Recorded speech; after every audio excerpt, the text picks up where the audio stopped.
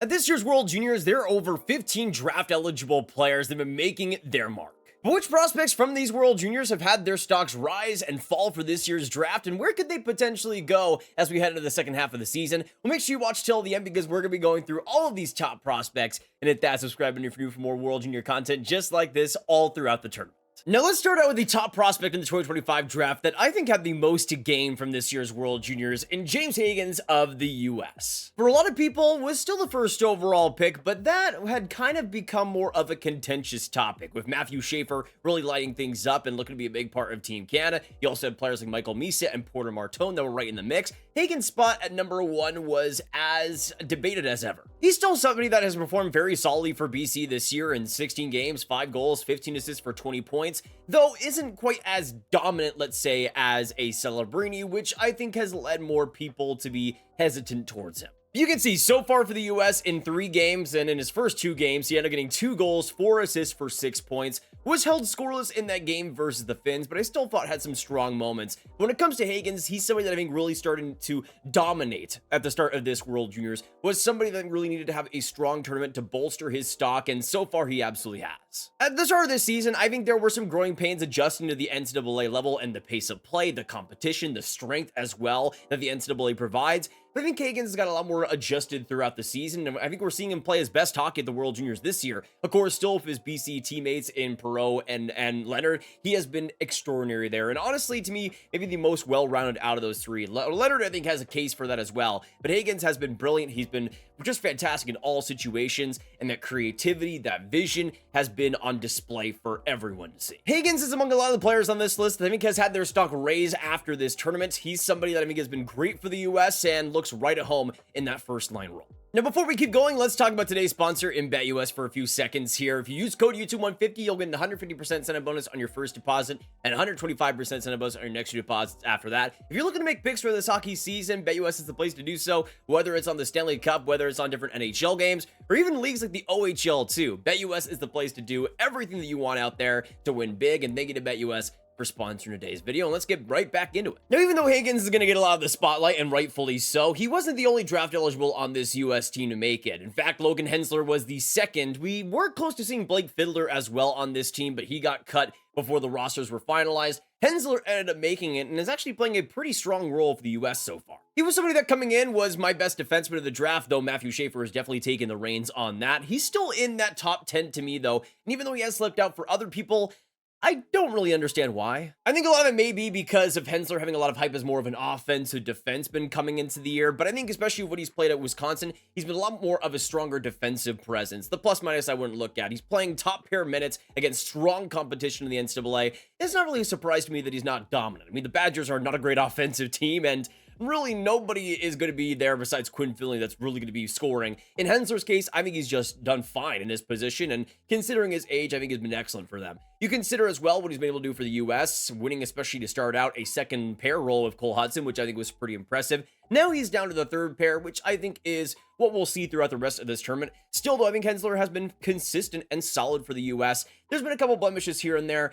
but overall, I've liked the confidence, I've loved the skating, and really, I think that's what Hensler is best at when he is at his best. I think the confidence hasn't quite been there in the NCAA this year. Same thing with Hagens at points, but I think at this year's World Juniors, you're starting to see that. I don't see Logan Hensler putting up massive point totals in the NHL, but I see him eating so many minutes with his skating, his maturity, his defensive reads, and especially how he can play the puck on the rush. I think that is an underrated part of Hensler's game that will lead to offense and already has in this tournament. Now, I don't think Hensler's stock is going to be changing too much, but I think it will rise a little bit. Just the fact that he made the team, is playing a consistent role, and I think he's playing pretty solidly so far. There is still a lot more difficult games to come, but in Hensler's case, I think he's been solid, and I think for his age, that's all you can really ask for. But now let's get into Team Canada's draft eligibles because there are a couple here. First, you have Matthew Schaefer, who is a really unfortunate case, man, because of course the hype coming into this tournament was real. He was somebody that for some people out there had him at first overall, which I can absolutely see why. He's been having a great season over in Erie in 17 games, 7 goals, 15 assists, 22 points. He was looked at as potentially a catalyst for the power play, a big part of the offense for this Canadian team.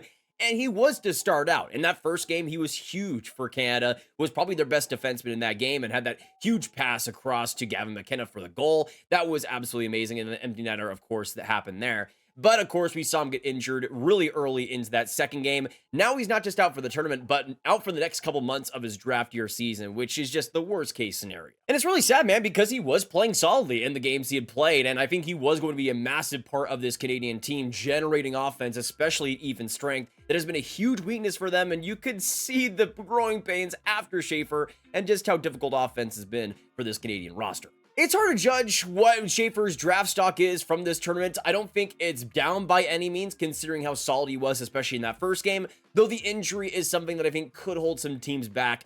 I don't think it's a huge issue going forward, but hopefully he'll be back towards the end of the season so we can get to see a lot more. Now let's keep going because we have another skater here on the Canadian side in Porter Martone, who I would say is one of the few prospects in this tournament that has probably had his stock decrease so far. Now, it is still early, of course, just 3 games in for the Canadians, but you can see in Martone's case, he's only played 2 games, was a healthy scratch in that third game, which is a little bit disappointing, especially when you consider just how dominant he has been for Brampton this year. In 26 games, 21 goals, 33 assists for 54 points, one of the best players in the entire CHL as a draft eligible. He has been absolutely dynamic, and that skill set, the just absolute intensity that he plays with, is on display with this team, but not quite on a consistent level enough to play him in a top 9 role. Now, personally, I would still have him in that position. I don't think healthy scratching him is the answer, but I think because he was, we're not going to see his draft stock increase by any means. I think when you look at that top 4, and this is an opinion that for me has been up and down throughout the season.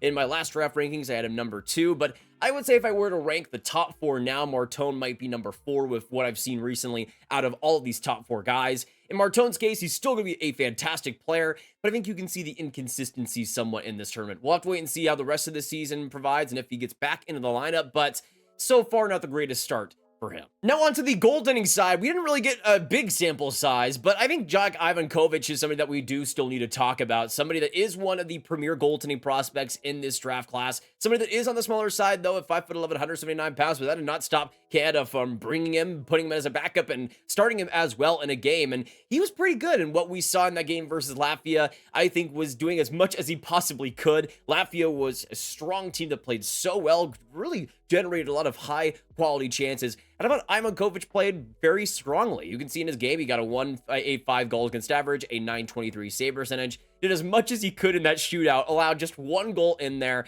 And it is quite a shame because Ivankovic was great in that game, but because of that being the game he started in, he's going to get lambasted because he lost it. It wasn't his fault by any means. I thought he was especially strong. And on the big stage, being just 17 years old, I thought he was about as good as you could hope for, really. He's definitely one to look out for, especially. I don't think he plays another game in this tournament, but from what he did play, I thought his stock was definitely going to be rising from it. Now we go on to a different team here, and next up, let's go on to the Swedes and go on to Victor Eklund, who was their main draft eligible this year. We didn't end up seeing Anton Frindell on the roster, which was a little bit disappointing, but considering his slow start, that wasn't all too surprising.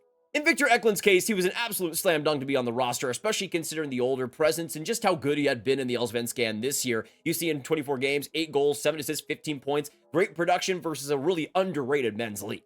And you can see so far the U20 World Juniors, Victor Eklund has been doing his thing. In 3 games, he has 2 goals, 2 assists, 4 points. It's interesting because I don't think Eklund is too far behind in terms of a stylistic comparison to Porter Martone. Both of them, I think, are a lot more of scrappy players, especially in Victor Eklund's case. You might not look at it as a 5'11", 161 frame and think of him as much of a grinder, but man, he can play along the boards. He can get in front of the net very effectively. Even at his size, he's somebody that drives the net so well, and I think he's somebody that a lot of people are going to really have their eyes popping off for this tournament. I mean, he's somebody that, with Sweden's inconsistencies this year, I think has really done well so far. In Eklund's case, he's showing the pace, he's showing the skill set, and he's showing that knack for the net, and I think that's something that GMs are going to love. Really, I think the only issue will be that size, but I think he will be able to bulk up just like William Eklund has in the NHL and just be a great player overall. Now let's move on to the Slovaks, who have a pretty couple interesting names here. The big one is Luka Radivojevic on the defense, who is a big-time draft eligible. Somebody that has been up and down in the rankings, somebody that came into the year with a lot more hype as more likely as a first-round pick.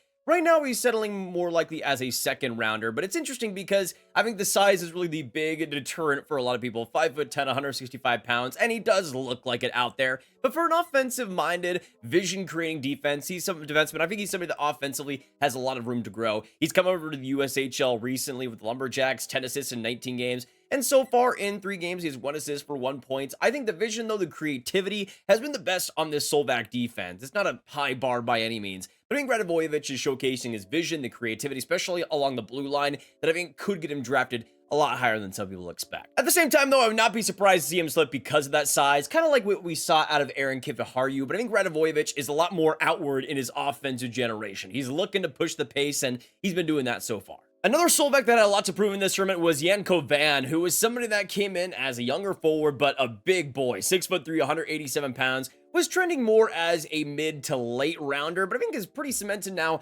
inside those middle rounds, and potentially somebody with his size could find himself potentially in the second round. You could see in the U20 Liga, not much production there, 17 points, 9 goals, 25 games. A very raw player here, but I think he's settled into a very interesting role for the Slovaks this year. You can see in 3 games, a goal, assist, 2 points. I think what Jovan is best at, though, is the right place, right time positioning. He uses his body well, especially along the boards. He can win puck battles, and I think he's just a very simple player. The question will be how much more is there to him, but I think he's something that with the raw potential, the raw tools, and of course that raw size, I think has a lot more to give in the future. We'll see where he goes, but I think he's had a solid tournament, and I think his stock has definitely risen. Another name that I think is getting pretty underrated in this draft class that I think has made a name for himself so far. We go to the Czechs and go to, pardon my pronunciation, Wojtek Čihas. Now, I don't know if I got that right. I'm pretty sure I did. It's hard with some of these names. I'm very sorry. But he's somebody that I've actually quite liked throughout this year. 6'1", 187 pounds.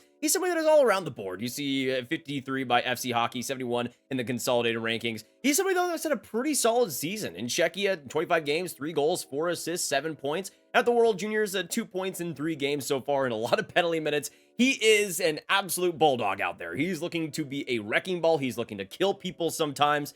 And that can be a little bit scary, but when he's not doing that, he's somebody that has a very well-rounded physical game. Is just so good along the boards, so good around the net, is able to find positioning well, find open lanes. I don't know how much potential there is in terms of the actual skill level there, but in terms of the hard-working effort, the IQ around the ice, especially in the offensive zone, there's a lot with him that I think could get captured if you were to draft him in the middle rounds or so. But he's another player that I think will have his draft stock risen just because his name is out there and people are able to see him finally. Now, there is a lot of players from the lower-end teams that I think are really impressing in this tournament. We go on to Latvia and go on to Bruno Osmanis, who is somebody that I haven't watched too much this year, but I thought it's been pretty impressive. You can see at 5'11", 170 pounds, he's a prospect eligible for this draft and hasn't played all too bad. You see in the Junior 20, the production is okay, but in the Allsvenskan, he's actually played quite well. In 14 games, a goal, 5 assists, 6 points, and so far for Latvia, a point per game, 2 assists in 2 games. I'm going to go for Osmanis. It's interesting because I really like his playmaking skills and especially the pace on the fly. He's somebody that can really read the game well,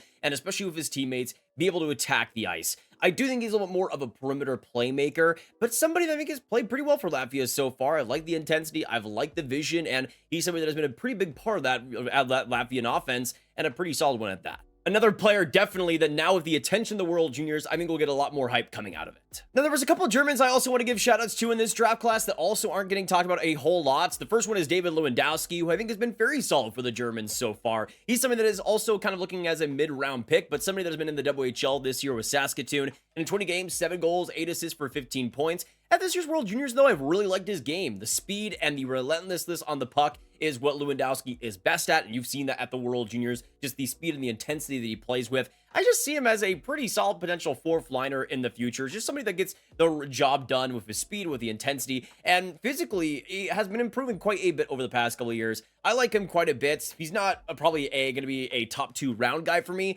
but somebody that I could easily see being just a decent 4th liner for a few seasons that nobody really knows about, but does the right things. Now, you also have on the defense, Carlos Handel, who is somebody that also had a decent amount of hype coming into the tournament. He's somebody that could potentially get drafted higher because of his defensive effort and also what we've seen on the QMJHL. There are times where, in Handel's case, he could be a little bit overwhelmed with the change to North American ice. You can see with Halifax this year in 28 games, 2 goals, 9 assists, 11 points. He is more of a defensive defenseman, and the results haven't quite been there, but I do still like a lot of the process with Handel and the way he reads the game. I think there are times where you can get a little bit overwhelmed due to competition, but he's somebody that can skate well. The maturity is solid already, and I think he just has a good brain to him as well. He's a very all-around solid defender. We'll see how far he goes in this draft, but somebody I think with the attention brought on him, he hasn't done too bad. He's been doing his job and has been doing it against really tough competition. Now, I wanted to shout out two goaltenders that I think are going to have a lot of draft hype coming out of this tournament. First off, we got to talk about Lennart Fjällbergs, who, of course, the Latvian goaltender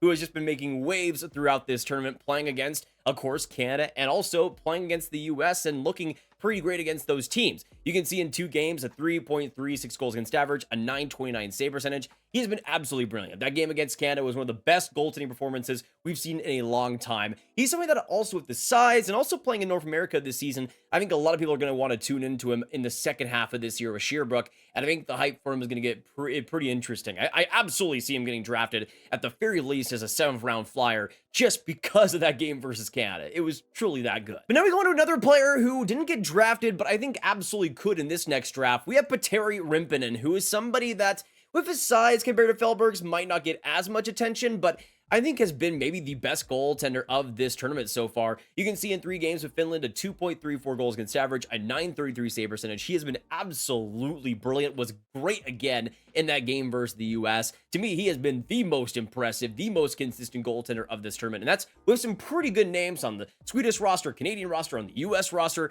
Rimponen, I think, has been the best out of everybody, and I think he's somebody that should get a look. You also consider just how well he's done in his league play this year, a 916 save percentage in 24 league games as an 18-year-old, and honestly, why not? He's been doing great this last year, and I think he deserves a shot. But those are the players I think should have their stocks rising and falling from this tournament so far. As you can see, I think a lot of the 2025 draft guys have been doing very well for themselves, and you got some overages as well on the goaltending side that I think have done pretty well too. So not really a lot of disappointments so far in this tournament, which I always like to see, and it's great because this 2025 draft really needed to have some guys standing out, and this World Juniors has given a good showcase to a lot of them. But I want to know your thoughts down below on the guys we mentioned. Who to you has been rising and lowering? Who have you been impressed by at this year's World Juniors? I would love your thoughts down below. Of course, make sure you hit that like button, hit that subscribe button, hit the notification bell, comment down below your thoughts on all the players we talked about today, and make sure you share it with all the hockey fans you guys know online. Make sure you, of course, sign to BetUS using code U2150 and click on this card for all my World Junior content right in one playlist. My name is Nathan, and I hope you have a fantastic hockey day. Make sure you drink some water, and goodbye.